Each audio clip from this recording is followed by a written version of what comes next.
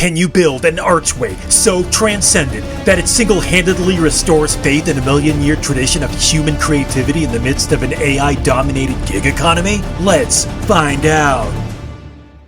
If you haven't heard, there's an amazing, life-changing, S-tier technology taking over the world of art and creativity right now. Whether you work in animation, design, illustration, or any other occupations in the field of commercial art production, you couldn't be more hopeful about the future we have made for ourselves. Thanks to this technology, you will no longer have to use that $100,000 art degree to design a logo, imagine a pattern for that new fall line, or even draw your dream waifu from imagination, because the computer scientists of the future have created an amazing tool seemingly from the future to do it all for you. And that amazing technology is called Fiverr.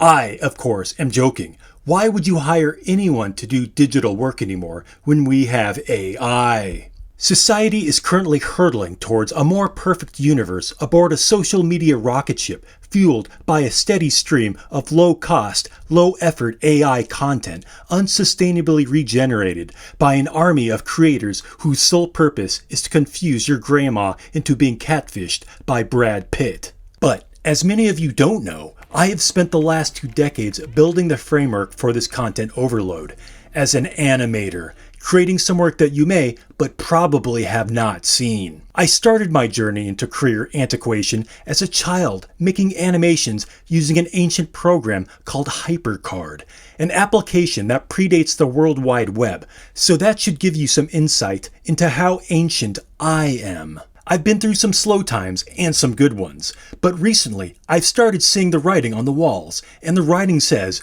make it faster, cheaper, it can look crappier. Oh, and I guess if it isn't cheap enough, we'll just make it with AI. It doesn't really matter how it looks anyways. So, through a serendipitous series of events, and perhaps the quiet desperation of someone watching their digital career dilute like oil that's gently dispersed and rocked fore and fro into the ocean on the first cold night of a fall's evening, these creaky bones started a slow pivot in a new direction by means of my first woodworking commission. I was tasked to build an archway, both literally and figuratively, one could presume. A threshold through another world, one that is far from the cold, non-existent hands of AI. That being said, I was curious if AI could steal this woodworking commission from me as well, so I created an AI woodworker named Brian, who would build a parallel project in the digital realm, and we would compare what our projects look like at the end. If you're watching this video, then I suppose you too are worried about the impending doom and imminent societal overtaking by our future robot masters. So why don't we prove AI wrong together as we build an archway to fight our robotic nascent overlords? The first step to fighting the Terminator involves dragging some yellow Alaskan cedar into your workshop on the rainy spring afternoon after a visit to the local cedar mill. Did you know that none of the cedar isn't kiln-dried at this mill? You probably should have asked that. Will that come back to kick you in the ass later on? Absolutely. Should you have measured the moisture content in the wood before starting? Absolutely. But remember, you're merely trying to outdo a cybernetic opponent whom only has the knowledge of the entirety of civilization calculated into them through a series of algorithms, so forgetting a few key things here or there is acceptable. Try and cut your cedar planks, but realize they're too long for your less than adequate miter saw, so calculate a solution with the circular saw.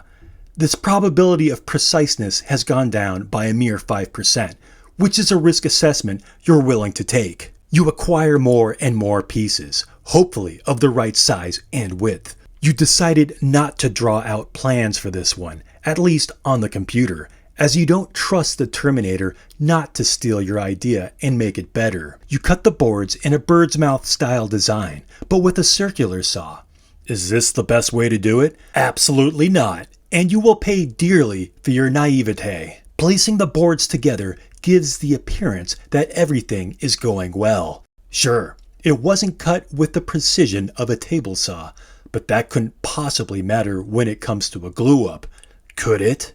Look at this happy idiot, gluing and screwing boards together, listening to something equally as stupid as himself, blissfully unaware of the work and time he's doubled for himself. As you seemingly wait for the glue up to dry, you start on the parallel bottom boards, or skis, as they will now and forever be referred to. The process of milling down these bottom boards is a long task in its own. To do this, we take it through the jointer. Much like a computer programmer would debug a program to create the world's best AI to take over their own job in a few years, we too must debug this rough-cut Alaskan yellow cedar into its more polished form. To gain the perfect parallel right angles, we take our board to the table saw, where we use our newly jointed board's relative side to create a series of slats that not only adorn the top of our arch in an equally spaced out toothpick pattern,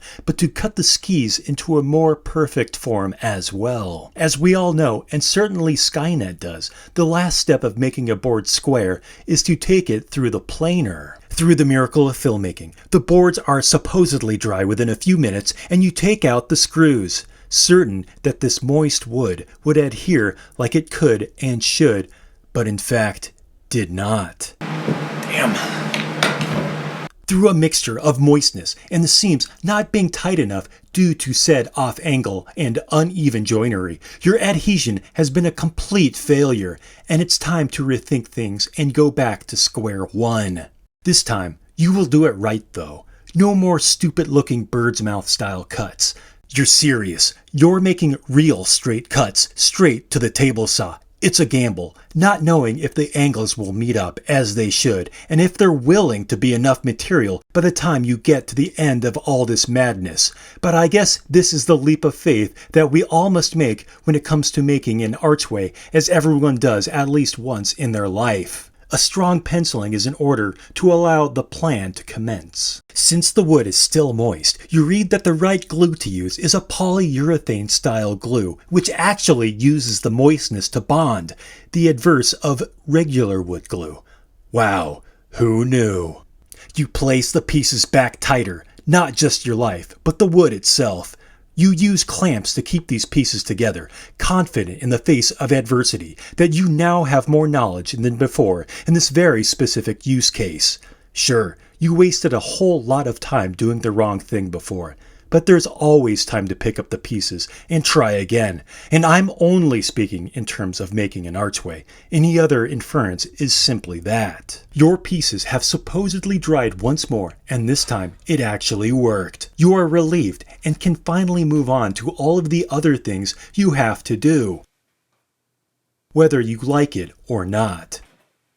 Off screen, you fiddled with making a jig for your router for a little too long. You set the correct orientation of the arch relative to the straight edge of the table in order to get the correct arch path. All things your 8th grade TI-80 calculator knew from the beginning. But this is man versus computer, remember? Nonetheless, that's my personal problem, and nothing you need to worry your sweet little heart about, baby girl. Use a 1/2 inch router bit and do several thin passes to make the formation of the arch. Your router bits are cheap and kind of suck, so this might take a while, but believe in the process. And it's a 3-part process. The second of which is to take out your jigsaw and cut within the valley said router had just formed. This will make it faster and easier to complete process number 3, which is to go back to the router. Place in your newly purchased flush trim router with a 1/2 inch shank.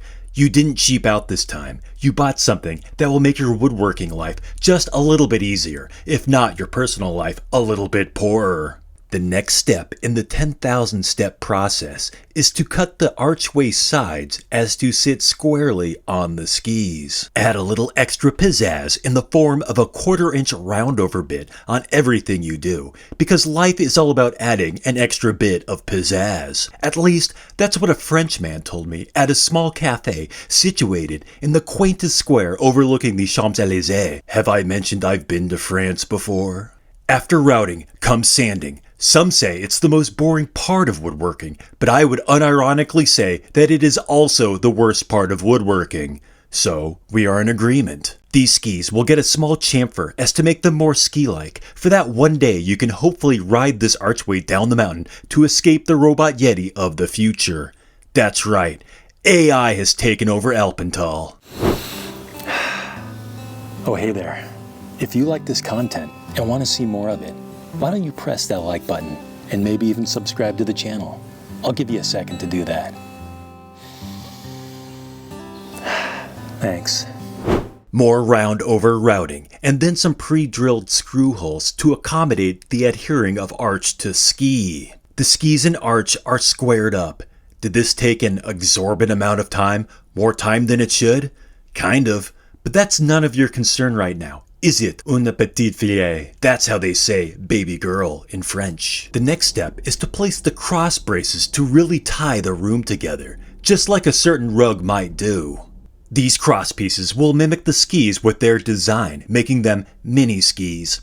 These series of mini skis are placed equilaterally along the curve of the arch, but you have a problem. You're not very good at math, and figuring out spacing along an arch is a problem for some kind of math whiz or computer. But you won't give in. You won't let the computer win. So you eke out your best mathedry on pencil and paper, the precursor to the computer monitor. You have seemingly done the impossible and figured out the groundbreaking theory of division along an arched vector. Congratulations, you are now as smart as a 6th grader. The ghost of Jeff Foxworthy smiles upon you warmly from below. You carefully drag your arch into your converted travel van because, for today, it is a work van. Hashtag van life. Hashtag work life. And just like that, the quality of video changes to iPhone footage as you install your archway into your first woodworking client's front walkway. Was it awkward and unprofessional when you asked them to take footage of the install? Yes. But at least you had the dignity not to tell them this was going to be used for a YouTube video. The archway has been completed and installed. Now for the true test of any semi-skilled woodworker. How well does it hold up to the AI creation? As you can see, there is no comparison. One is made of real wood, lives in the real world, and was made by a real person. The other, well, let's just say, is truly a masterpiece that shamed me, and now I cower in fear, hearkening back to my early days of learning HyperCard. The robot uprising is just around the corner. Should we give up all that we have built in society just to prepare for the upcoming war to battle Skynet? Probably not. But for now, it might be good to find the small niche in which our human traits can flourish before we can no longer discern between flesh and blood and a cybernetic organism with living tissue over metal endoskeleton. Judgment Day is not yet here, but even when it does come, preparing for the future will allow you to recite the eponymous words ironically coined by the T-100 himself. I'll see you later.